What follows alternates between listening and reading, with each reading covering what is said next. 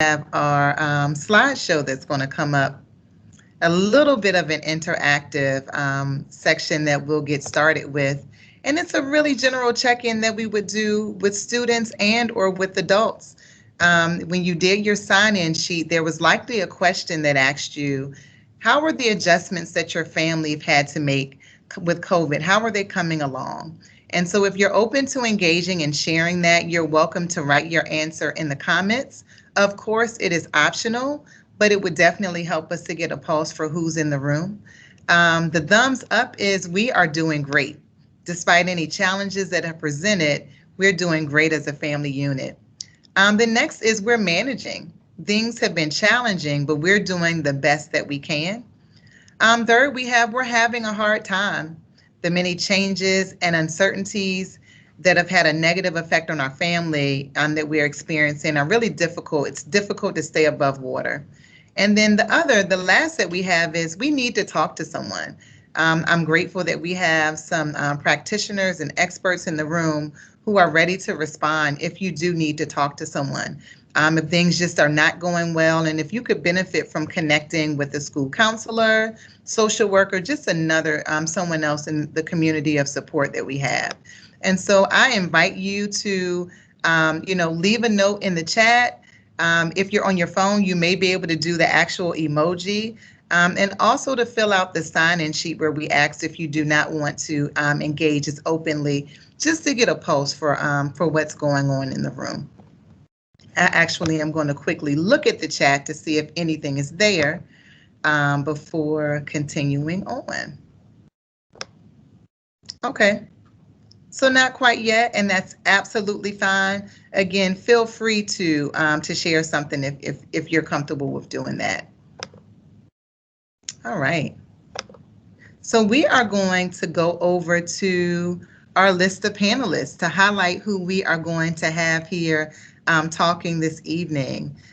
We have Scott Smith, who is a parent of two here in HCPS. He'll be speaking from his perspective. We also have retired Sergeant Ragland, who is the executive director of Henrico Powell, speaking from a partner perspective, as they have been working with a significant number of parents with in-person learning since we started in September. We also have Dana Salzman, who's a parent of six amazing young people here in HCPS. So she has a really unique experience having six young children and is managing virtual learning. Unfortunately, Kelly Williams is not here with us this evening, but I'm sure we will still be able to fill out the room and conversation with the folks that we do have.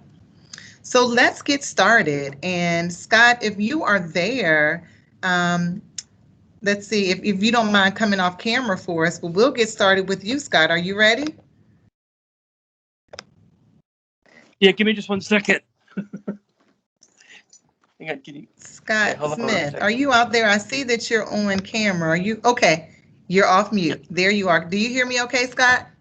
Yes, I do. Give me just 1 second. So are you all able to hear him? You know what? My volume is down. That's why. Okay, Scott, it's me. It's not you. We've been doing this for months, right? And we're still figuring out technical difficulties, but I can hear you loud and clear.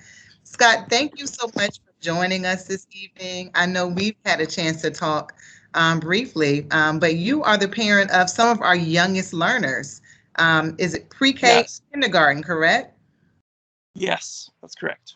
Awesome. So if you don't mind just opening up the dialogue, please talk with us about your home dynamics during virtual learning and just how that's been going for you and your household. Okay. I'd say if we're probably in that yellow range that you had put up. Yeah. So we're doing the best we can with what we've got. It's definitely not without its challenges, but finding a way to manage two really hands-on young children has been interesting. I will say, so I do have my son who's in pre-K, and my daughter is in kindergarten, and my daughter does have an IEP plan, so that adds additional time constraints and challenges. to her plan, excuse me, to our day-to-day learning plan. I don't really know what else to say. No, I think that's a great start. I think Okay. when we think about having a young person who's just starting school and this is their start to school, right? And then when you think about kindergarten, the type of interaction and things of the sort, I can only imagine. I have an 8-year-old, but that still is a lot different, than someone who's starting kindergarten. I can only imagine the type of management at home. If I'm correct, you said that your children are adjusting pretty well on most days when it comes to virtual learning. How have things been going right? Most days is the important part. How have things been going from their perspective as you've been talking to them? So what I'll say for my 6-year-old who is in kindergarten, and she has an IEP plan for what we believe is autism spectrum disorder, so ASD. So she's working with different clinicians. She's working with the special education case manager on a daily basis. She's working weekly with speech therapy and OT and getting some additional supplemental things in place. And she's been doing really well. She'd previously been in pre-K, 2 years of early education. We were in Texas, so she had that. So she's used to the classroom. So she's doing really well. My son, on the other hand, is 4 and he's in pre-K. And if we can get him to put pants on some days, that's a victory for me. I understand. So, we're working with. It's been very gradual. I will say is I've got really great communication with everybody. So, my daughter's classroom teacher, the case manager, everybody, we're all in contact. Same thing with the pre-K teacher. The pre-K teacher and I have kind of a nonverbal exchange glances when we know, okay, you need to call on Benny now because he's about to run away. Got you. Call on him for the question of the day so he can just do his thing and then he'll be back. He'll come, kind of the grazing thing. Yeah, finding that balance. I appreciate you sharing that your daughter has an IEP. I know when we started, just the types of supports that needed to be in place for our students was really important. And I know that team worked hard to make sure that those things were in place. You mentioned that she stays in contact with her case manager and things of the sort, right? Okay, awesome. Tell me this, just what's helped? I know you work from home. You are a professor, I believe, Yes. Reynolds. Yeah, and so, college. Okay.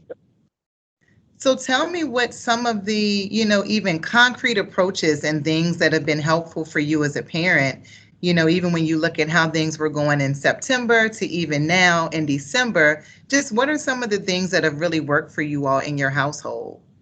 So one thing, and I didn't bring them up here with me, but we have these 3x5 cards that have visual schedule on it for my daughter that says arrival. So when she gets back to school and gets on the bus, we know that that's the first step. And she has one for each individual subject area and break times and things like that, so that she can visualize it on a daily basis, what's happening. Because she's a child that has to know what's happening next. She cannot be in the dark or uneasy. So we put that up in her room. We've also put one down in the kitchen, and I have another set. Her teacher gave those to me, but you can get them on like Pinterest or Etsy for like $5. Like you get you get everything. Like they've got getting dressed, they've got like nap time, they got everything on it. It's fantastic. We made some for the summer as well. And it's a really easy way for us to be able to kind of move things around. That way we do have changes, which we have, and I think we're going to continue to have no matter what format we are. And I'm really hopeful that we can get them back to school in January. I'll be out there bright and early to put them on the bus and say, see you guys later. Have a great day. But those things have been really helpful. And then also like days like today, for example, they really weren't feeling it. They kind of didn't feel well. My daughter had a headache. She's losing a tooth, like just different things. So I've been in communication with teachers and saying, listen, what is the online component today? Can they do 30 minutes of app time? Can they get on Lexia? Can they get on Smarty Ants? Can they get on the math game for 30 minutes, which is what we're going to do when this is over. We're going to get on this evening. Knowing that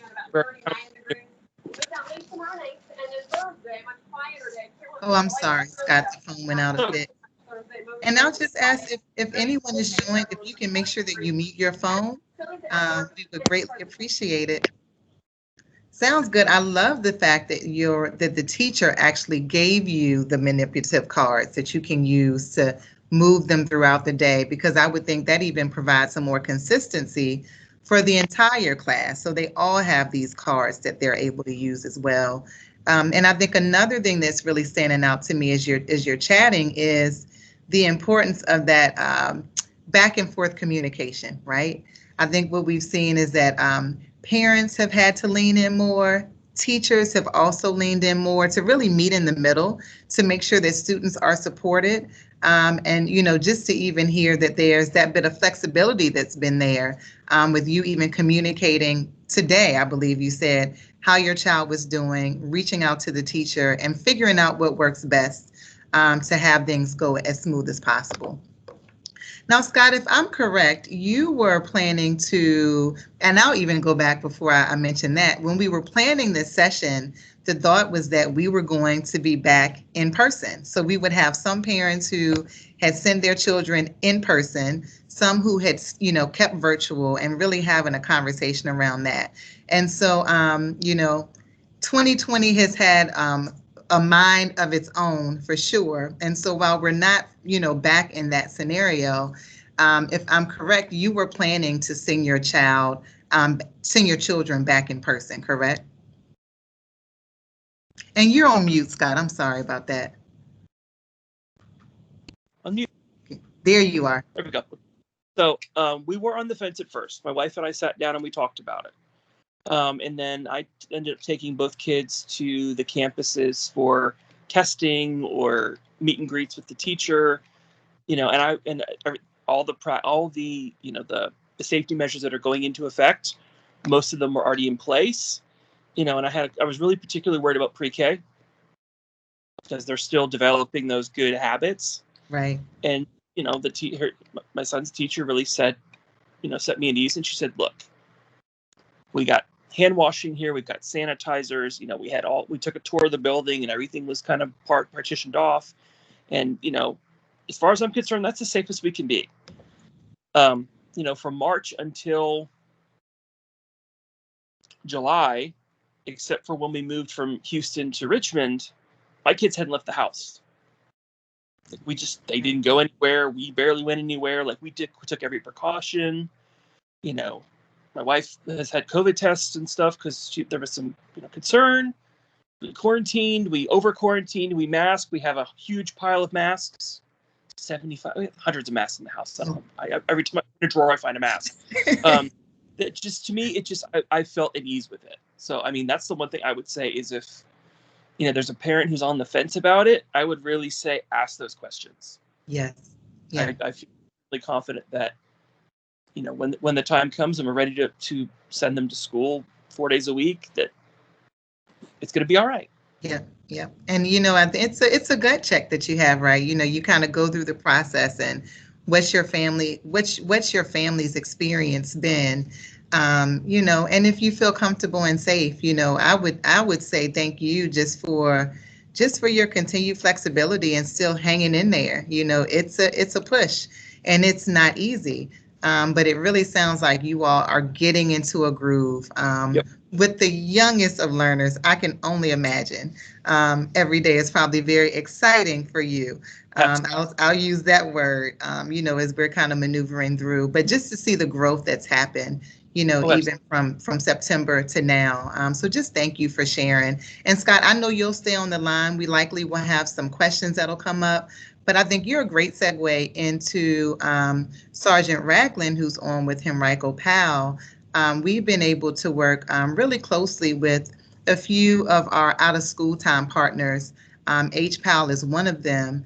When we realized that schools would not be opening in the traditional sense, we had a few partners who really stepped in and stepped up to provide some in-person supports for families and schools. So I want to welcome you to the microphone, Sergeant. Thank you for being here. Thanks for the invitation, Adrian. I'm ecstatic to be here tonight, and hopefully those who are participating, they'll have a lot of questions Yeah. But I'm ready. Just shoot, and Awesome. I'm ready to just share the little knowledge that I have. I wouldn't say a little knowledge. However, we'll start pretty open-ended. I think when I look at what HPAL and, the Y and HEF and some of our other partners did, was you all quickly expanded your model with the goal of providing day and after school supports for students and families. Will you talk to us in general just about how that's been going? And even if you can mention some of the safety, measures that's been in place, I'm just thinking about what Scott just shared. But just share with us how it's been going for students and families that have been under your care. Um, I'll talk about first as an organization in light of the pandemic that we're living in. Henrico Powell was built for this. And the reason why I say that as a retired police officer and the founder of the organization, we were built on the philosophy improvise, overcome, and adapt.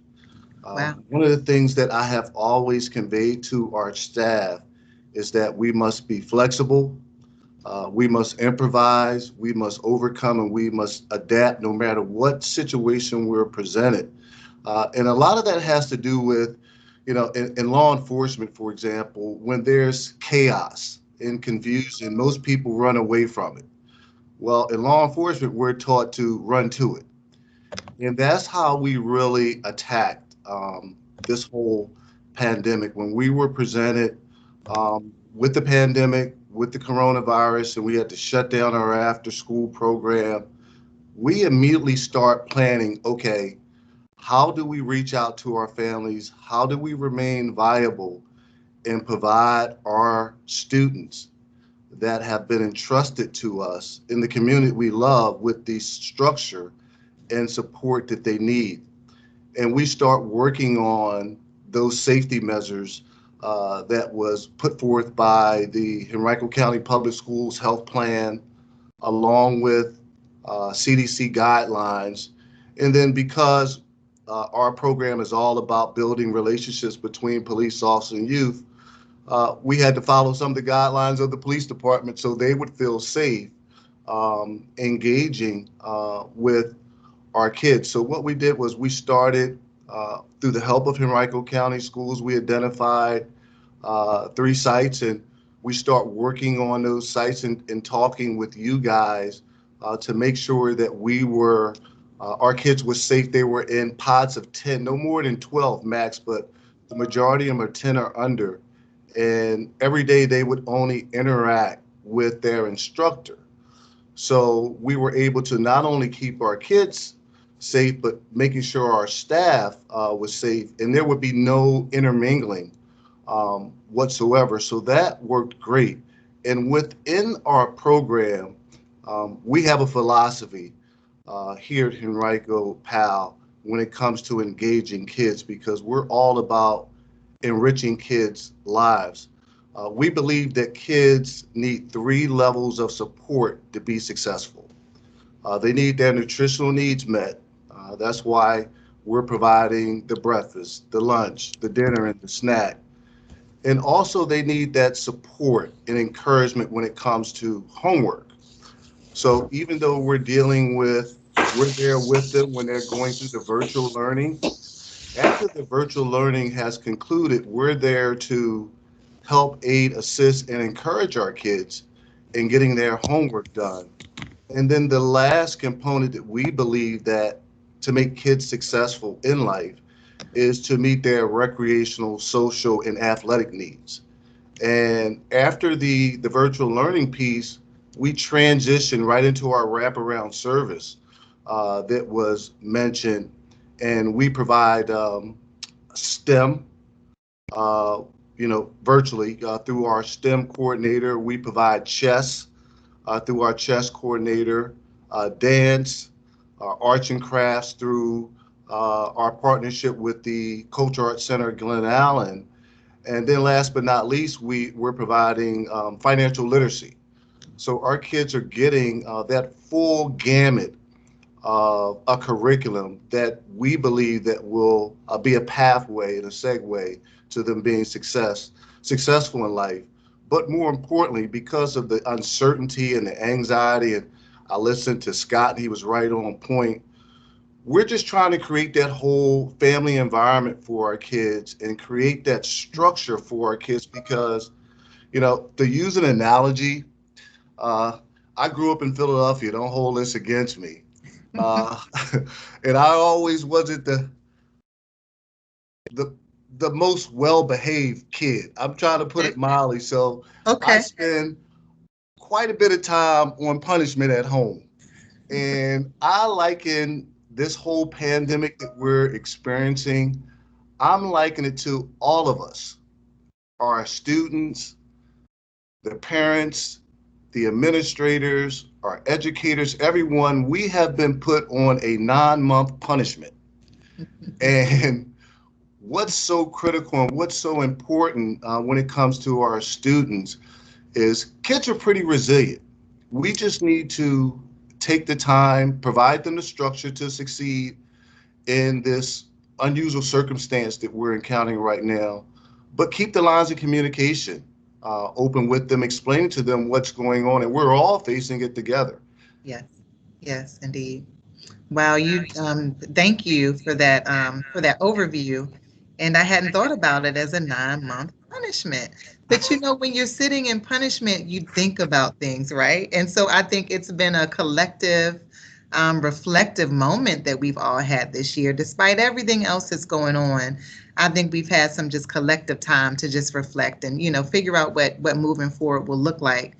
When you mention safety, it really caused me to think about, how I think about safety in a holistic way, right? And so we have the physical safety that I think we think about, what barriers are in place and how are we, protecting, our young people. But I also think about just the like mental wellness, right?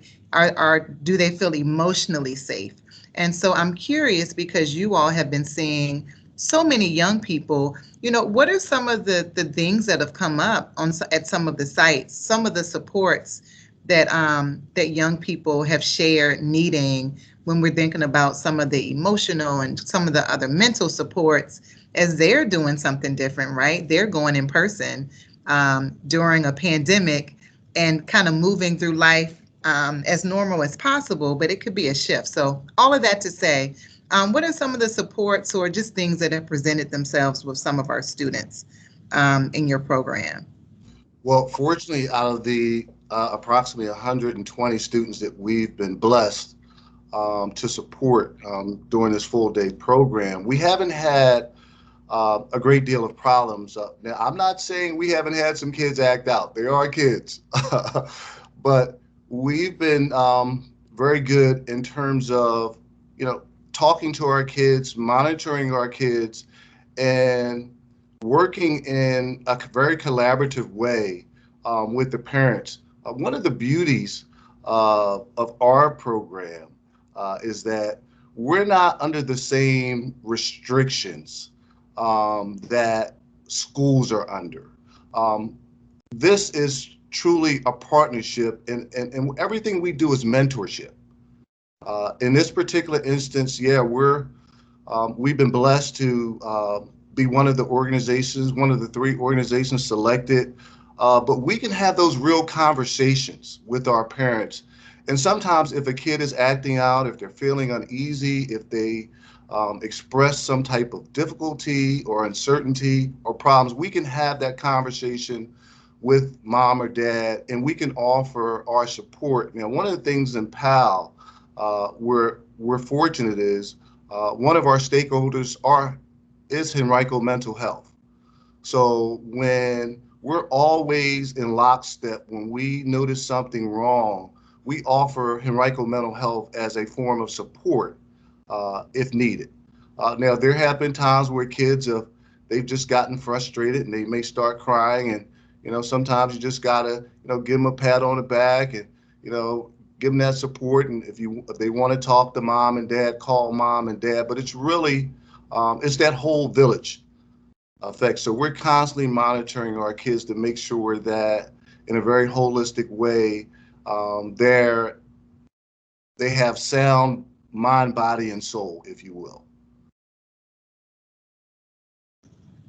Absolutely. Thank you. Thank you for sharing that. And then the other thing, and you kind of touched on it, especially as I said in, family and community engagement. But when you talk about some of the just the pods and the groupings that have been created for students, and really creating a bit of a family environment, I'm sure of course, it's a very technical reason why we're doing that, but I'm curious how that's even been a support for the young people that are with you all, first thing in the morning through after school time.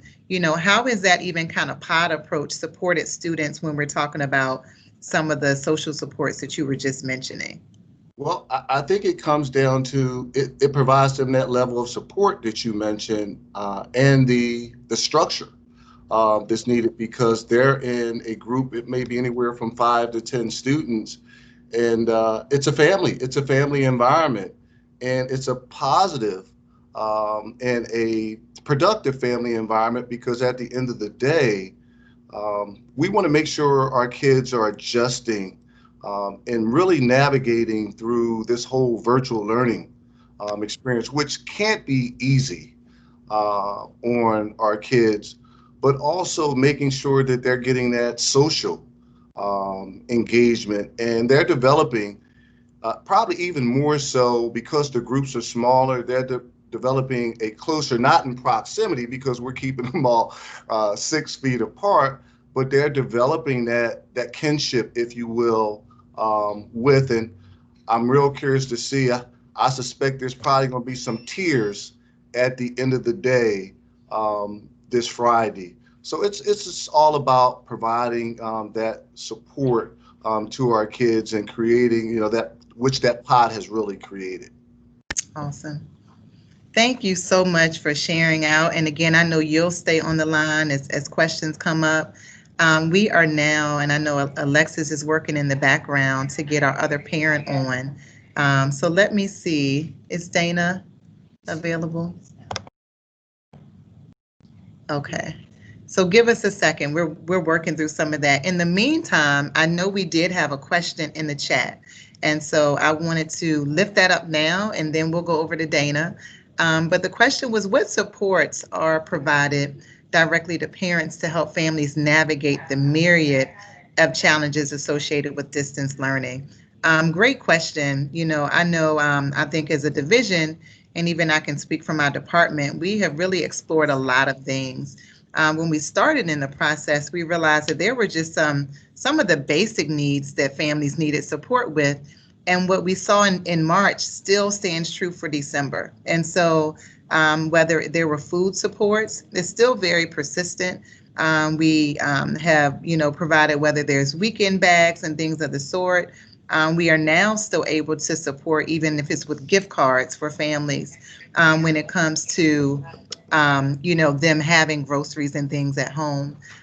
We also have been able to support early on in partnership with HEF, families who had been affected, whether it was losing their jobs, with a stipend of about $500 to help go towards whatever was coming up in that household, and those supports there.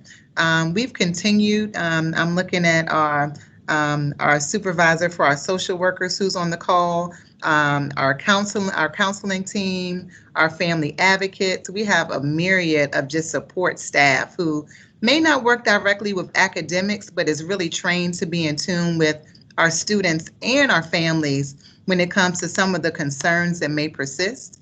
And so we're answering phone calls, we're responding to emails, and being as responsive as possible.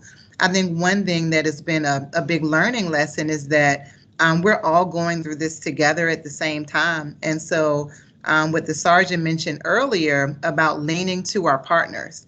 And so I think a lot of the work that we do, we have really been connecting outside of HCPS with partners that are doing the work and doing it well, but then even internal to HCPS, working more collaboratively to make sure that we're responding to needs. So that would be my initial answer. And I would also say to Mrs. Richmond Brown, always try to connect in your school community. There's a support staff there that will really help walk side by side with you if there's certain concerns or things that you would want to talk about or would need support with.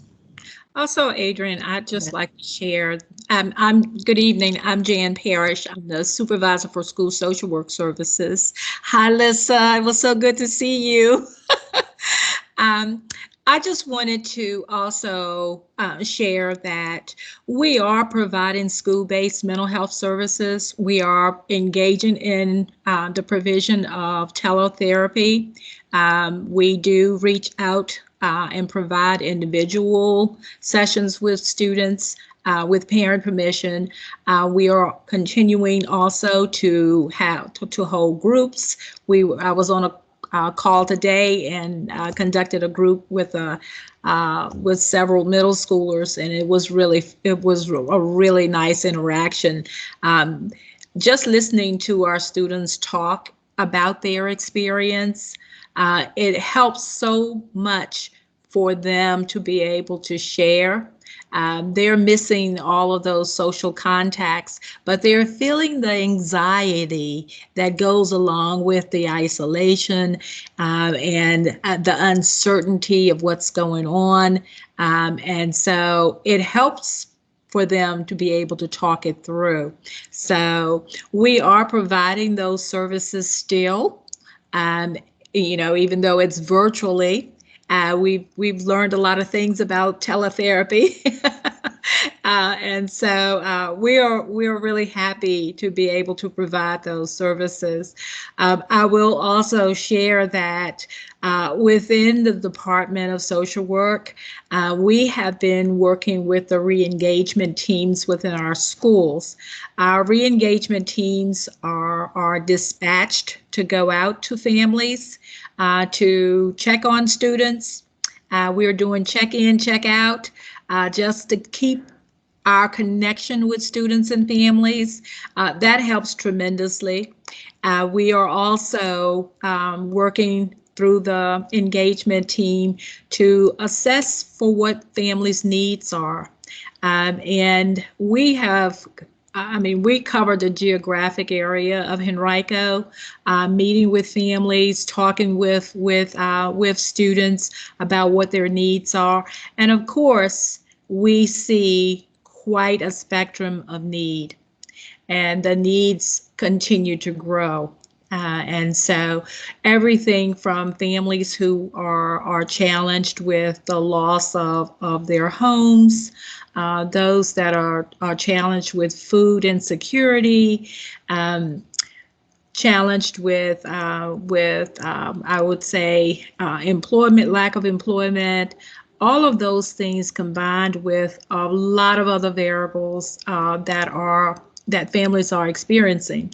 So what we're doing in our department is widening our network of resources.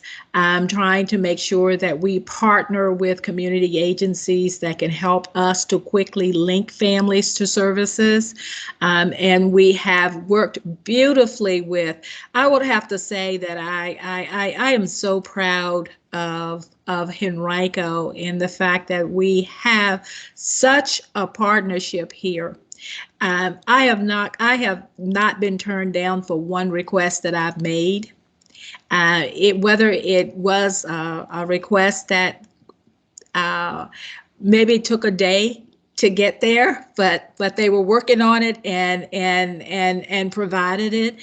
So I am just so pleased that level of support is out there, and folks are willing to step up to the plate and provide it for our families. And so we also know that our students, as they return in January, are going to return with a lot of issues. Those that were anxious before they left are going to be more anxious when they return. Those that have experienced trauma are going to continue to exhibit that, and we're going to have to be prepared to address the mental health needs of our students. And that is what we are focusing on and gearing up to make sure that we're able to provide. And so we've done trainings, we have brought additional people on board, we have reached out to our community partners, Mental Health, Crest, some of the private providers, and we are partnering with them and making plans already for how we're going to support our kids when they come back. So I just want you to be encouraged as parents out there to know that this is going to be a place of safety when you turn them back over to us. And we are excited. We want to get them back. We know that you want us to get them back as well.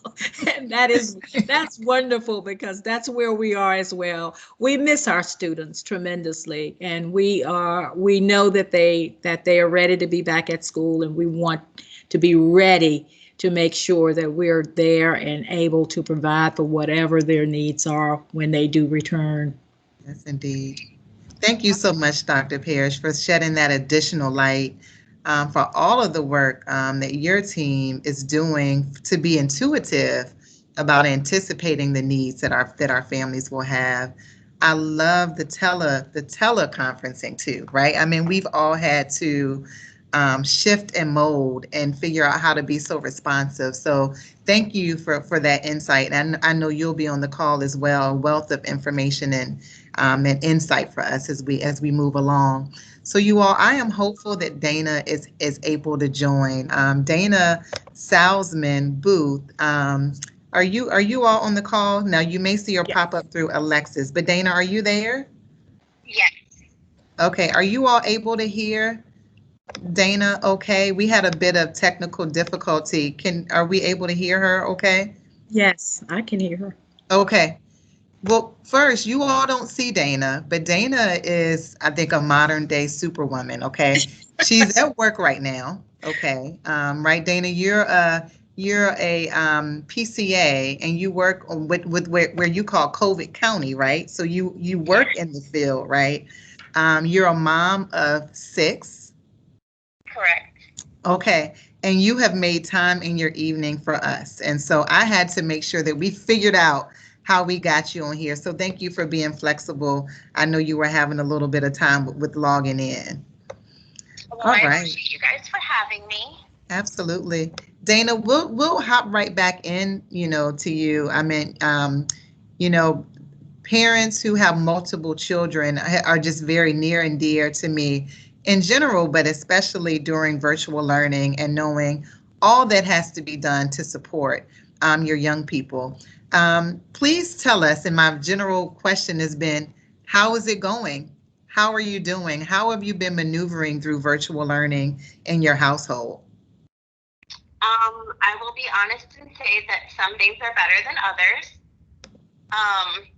We do have the daily struggles of, the kids not wanting to necessarily log on, or can I just lay in my bed and do it? And it's like, no, you need to, if you were at school, you would be sitting up at your desk. So we need to get up and sit up and, those kind of daily things.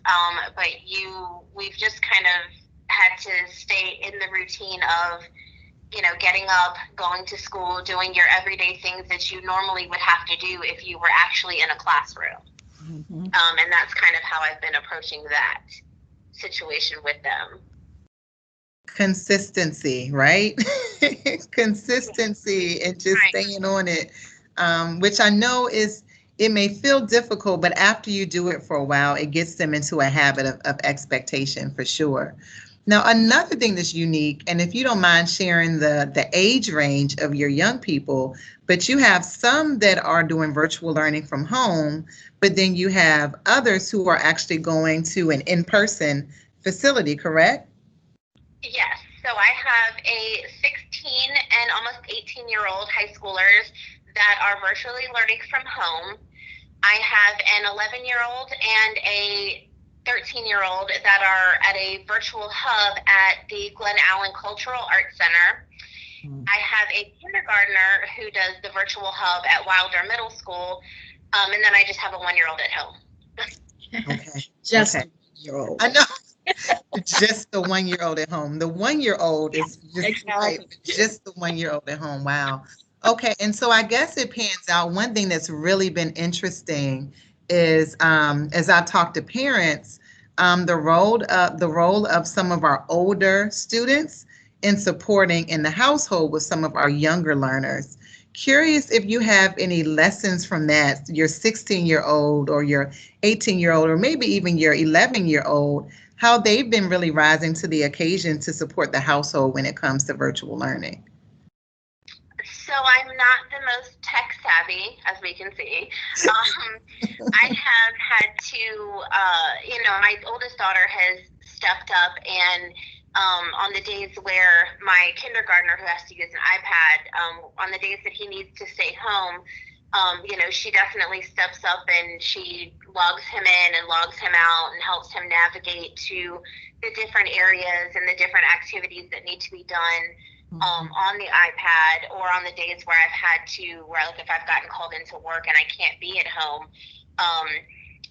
Both my son and my daughter have kind of jumped in and taken over as kind of like the teacher and the helper and anything else that kind of needs to be assisted with in the home, which has actually been a big help because at work we're very short staffed. So a lot of times, a lot of us get called in and then it's like, but wait a minute, I'm in the middle of a virtual class right now, what am I supposed to do?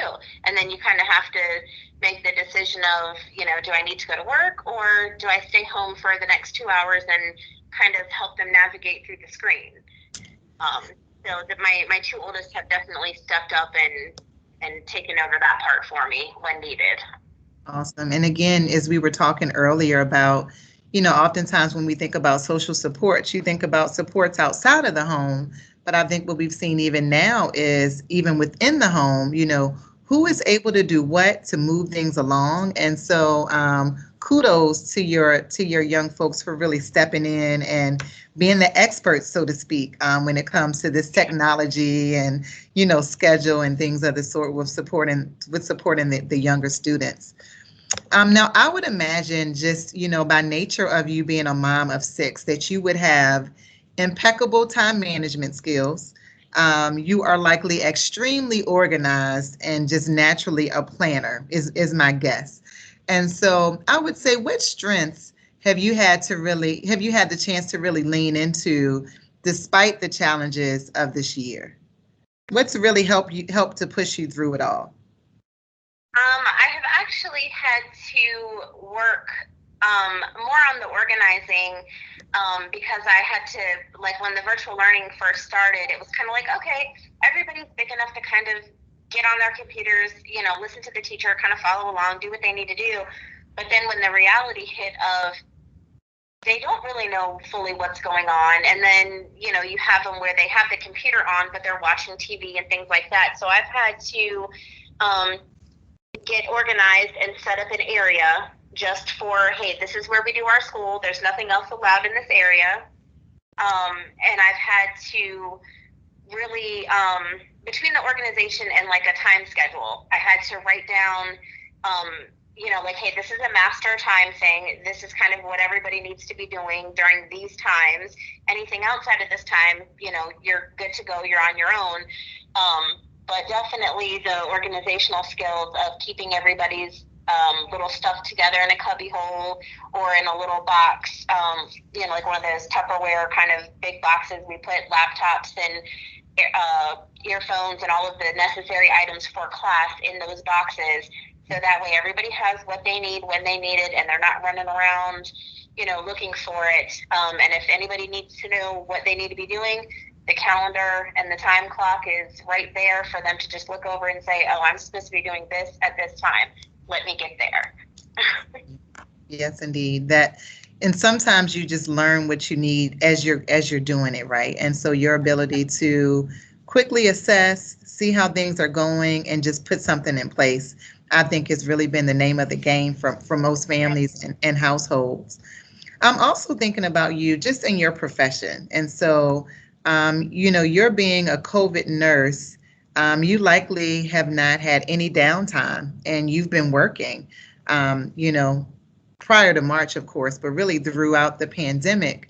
And I believe you work evenings as well. So this is a personal question for you.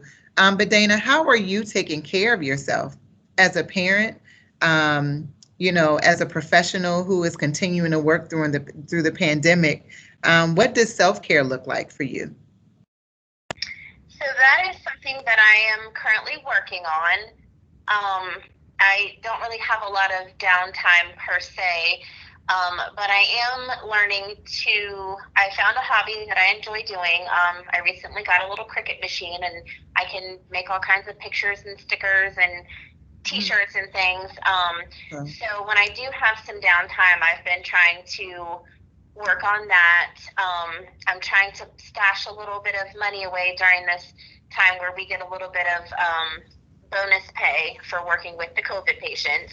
So I'm trying to put a little bit of that away. So hopefully when this stuff gets kind of over, I can take the family on a little vacation and we can all get some much needed relaxation from this craziness. Yes, indeed. I am so glad that you have found one thing to do. And that's where it starts, right? Even if it's that one thing, whether you can do it for 5 minutes or 50 minutes. 10 or 15 minutes that you get to have doing something that you enjoy, or even if it's just peace and quiet. Sometimes I just want the peace and quiet, you know. They laugh at me sometimes.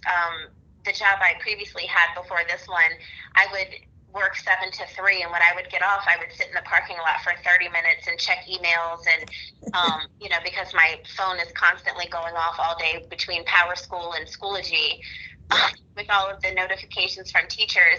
So I would sit in the parking lot for like 30 or 45 minutes, and people would be like, "What are you doing? Why don't you go home?" And I'm like, "I'm not ready for that yet. I need this little bit of time so I can answer these emails or call teachers back or schedule appointments before I go home, because when I go home, it's like a three-ring circus sometimes, and I don't get to do these things. So I need this time now in order to do this before I go home." Smart. Again, time management. That's effective time management, right? And just prioritizing yourself through everything that's going on. So, Dana, I just appreciate it. I think my last question for you, and then we'll see if we have any questions in the chat. I'm curious, since you are a COVID nurse, how has that affected just how you're interacting with virtual learning, whether it's, you know, having some at home, sending some in for in-person, since you're kind of, you know, working in the field, has that affected your perspective and if so, how, when it comes to virtual learning? So it definitely, when I first came to the facility that I'm currently in, we had no COVID patients. They had it once, they had got rid of it, it was fine. And then we actually had employees that had, I guess, had it and had brought it into the building. And since then it has ran like wildfire. You know, you hear about it, when you hear about it on the news and people saying things about it, you think, okay, it's a disease, it's you know, it spreads, we get it. But until you really see it up close and understand how fast it spreads, it's kind of one of those things, unless you're really up close to it, you kind of don't have an idea and how quickly it will take people down. But with that being said, I did make the decision to send 3 of my kids to virtual hubs. My kindergartner needs more hands-on help than what I can give him during the daytime. I previously was a 7 to 3, which those are the hours that he was basically in class. So I couldn't be there to sit right there and help him. And then asking my older kids to be with him all day long, plus, you know, keep an eye on the baby, plus whatever else, you know, hey, can you throw in some laundry? I need somebody to cook lunch. It just got to be very overwhelming in the very beginning for them. So I chose to switch shifts so that way I could be a little more available in the morning, but then they did open the virtual hubs. So my kindergartner, I said, hey, this will be perfect because he can go. And then I do have another student who does have some learning disabilities, one of my middle schoolers, and she does well in a classroom environment. At home, she was getting very stressed out because she doesn't do well on computers. She doesn't do well with time things. So she also needed the hands-on. Mm-hmm. And sending them into the virtual hub, I said, I understand that when I send them, I'm sending them with the possibility of them catching something and bringing it home, just as well as I'm aware of when I'm at work, I could potentially bring this home to my family. But I do send them with little bags of hand sanitizer, Lysol wipes, tissues, extra masks for anybody that needs them or if they need a new one. I try to prepare them. Every morning they get the speech. Don't touch anything, don't touch anybody, only touch your desk, wipe all your stuff off. There's a whole little protocol that we go through in the mornings before I drop them off and stuff.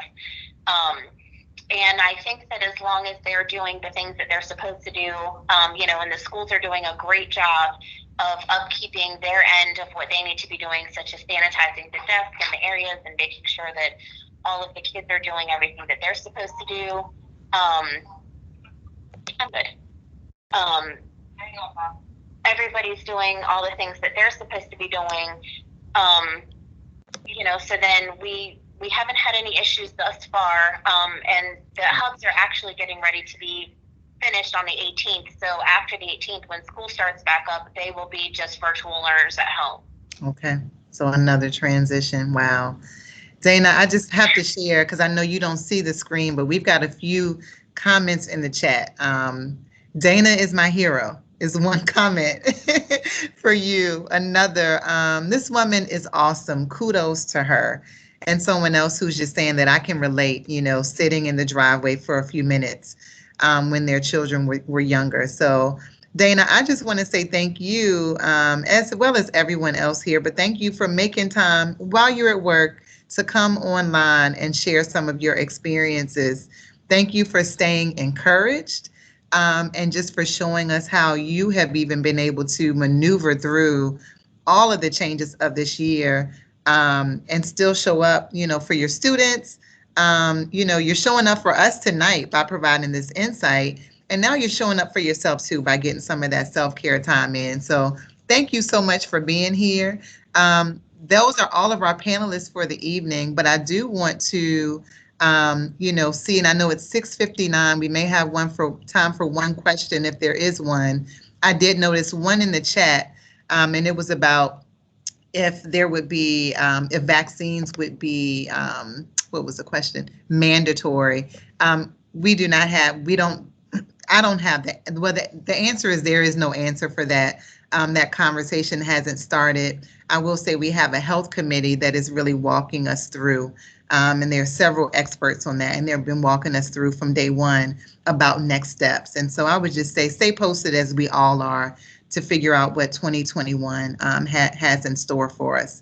And Alexis or anyone else on staff out there, if there are any other questions, I don't think I'm seeing any others that have come through.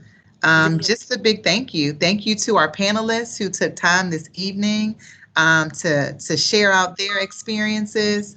Thank you to our expert in the room, Dr. Parrish, for sharing that insight. Thank you for the staff that's been supporting in the background. And a big thank you for those of you who are on the call. It is a Tuesday night. You could be doing anything else, but you chose to be here for our last community conversation. Just a few things. We will continue these. And again, and whenever topics come up that seem worthwhile to talk out full group, if you have an idea, feel free to reach out to us. We really want to create some open and honest dialogue. And this has been a part of us even creating community, even in a virtual sense, throughout the year. Our Bridge Builders Academy, which are various workshops that we do, throughout the school year, often geared around, access and opportunity, academic supports, some SEL supports as well.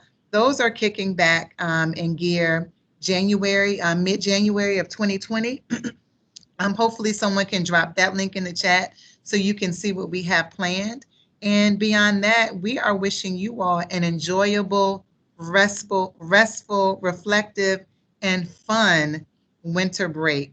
I didn't say a thank you to our students. I don't think any are on the call, but I think they have really managed the most change and transition. So give them hugs from all of us.